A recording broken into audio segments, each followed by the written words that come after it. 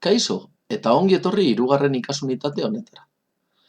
Hirugarren aste honetan zehar jorratuko dugun ikasunitate honen helburu nagusia, Ditskon marko europarreko hirugarren eremua ezagutzea izango da. Hau da, eduki digitalak sortu. Honetarako, konpetentzia digitalaren hirugarren eremuko azpikonpetentziak ezagutzeaz gain, eremu hau garatzeko baliabide digital ezberdinak ezagutuko ditugu. Lizentzien inguruko ezagutza eta egile eskubideen inguruko kontzientziaz ere arituko gara, eta azkenik pentsaera konputazionalaren inguruko oinarriaren ezagutza eta ikasleekin berau garatzearen garrantziaz. Ikastaroaren egiturari jarraituz, aurreko ikasunitateetan egin dugun bezala, 3 ataletan bananduko dugu ikasunitatea bera. Ezagutu, sakondu eta jardun.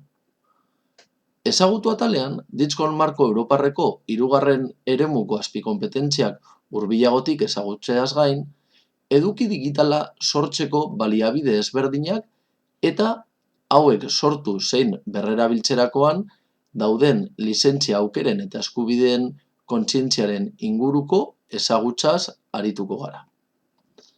Sakondu atalean, pentsamendu konputazionala zer den eta berau derrigorrezko hezkuntzan landu edo nola landu eta lantzearen garrantziaz arituko gara.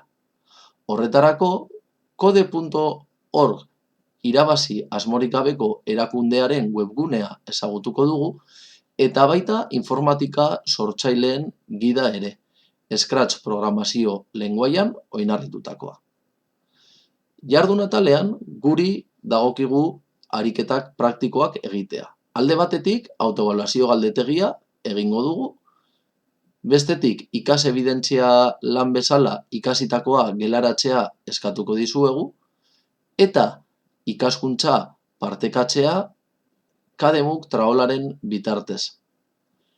Hirugarren ikasunitate hau azaroaren 25-tik abenduak 2 arteko epean landuko dugu, eta 5 ordu inguruko denbora estimazioa aurreikusten dugu.